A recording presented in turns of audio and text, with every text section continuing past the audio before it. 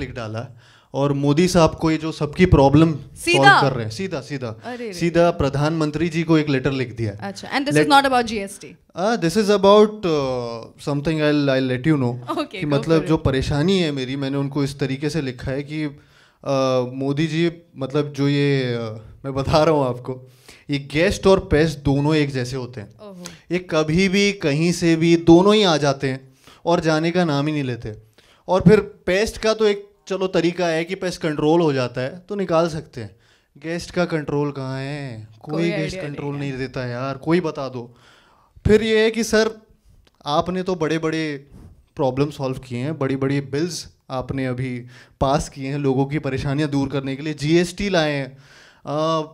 मैं मतलब यही चाहूँगा कि आप हमारे लिए भी एक जीएसटी ले आओ, गेस्ट स्टॉपिंग ट्रेंड थोड़ा सा कम कर दीजिए। गेस्ट आने घर पे, अनइनवाइटेड गेस्ट बहुत मुश्किल में आ जाते हैं हम लोग।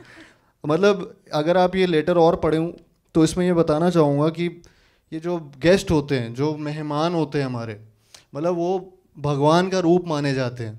बट अगर देखा जाए तो भगवान का रूप छोड़िए, गणपति से सीखे ना, गणपति भी 11 दिन में आके चले जाते हैं यार। माता रानी से सीखे 9 दिन में आके चले जाते हैं।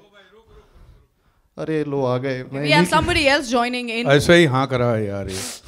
क्या यही है वो मेहमान? अरे समझता नहीं है, मेहमान बन के आना माने कितना भरोसा करना पड़ता है आप लोगों के ऊपर यार। Ladies and gentlemen, give it up for Mr. Paresh Rawal as the मेहमान। Thank you. ऐसे ही समझते हैं मेहमान को, जिसके घर पे जाते हैं मेहमान बन के, हम कितना भरोसा करके जाते हैं कि अच्छा खाना मिलेगा, बाथरूम में टाइम पे पानी आएगा, जो उनकी बहू होगी, जो बेटी होगी अच्छा खाना पकाती होगी। ये जाओ तो पता चलता है कि बहू को तो अंडे बॉईल करना भी नहीं आता है, बहू को पानी गर्म करना भी नहीं आता है। ये कहाँ की बात हो गई? और ये सब आप पहुँच गए, उसके बाद में आपने सब एडजस्ट भी कर लिया, तब कहेंगे कि निकलो। जब पूरा एडजस्ट हो गए, मेंटली सेट हो गए, तब हमारे जाने के दिन आ गए। ऐसे थोड़ी ना चलता है। तो मेहमान एक्चुअली आपके ऊपर भरोसा करके आता है, उसका भरोसा जीतिए, उसकी मेहमान नवाजी कीजिए। लेकिन मेहमान जब मेरा अंडरवेयर ही पहन के आ जाता है तो मैं क्या करूं?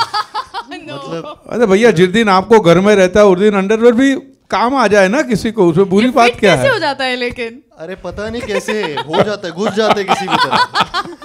अच्छा, बहू रानी की बात हो ही रही थी तो हम बुला लेते हैं यहाँ पर नॉट सो बहू रानी बट ऑलरेडी अ बहू रानी, Kriti Kharbanda on stage as the not so बहू रानी। I mean, he wants me to be the perfect बहू, but I cannot be the perfect बहू। मैं अपना काम कर लूँ वही बहुत बड़ी बात है। कहीं से भी टपक पड़ते हैं यार, ये तो बिना बोले आ गए। चलो 1 दिन 2 दिन 3 दिन, 3 महीने कौन रुकता है चाचा जी? तो सही बात है, नहीं रुकना भी नहीं चाहिए। फिर क्यों रुके अगर आपको ऑलरेडी पता है तो? अभी क्या होता है, दिल लग जाता है ना। अरे दिल लगना छोड़ो, ये खुद अकेले छोड़ो। इन लोगों का प्रॉब्लम पता है क्या है? इस उम्र में ना दोस्ती बहुत सॉलिड हो जाती है। बाहर निकलते हैं सैर करने, ले आते हैं 10 जनों को अपने साथ, फिर कहते हैं बेटा चाय बना दो, पकौड़े बना दो, इनके लिए ये कर दो, उनके लिए वो कर दो।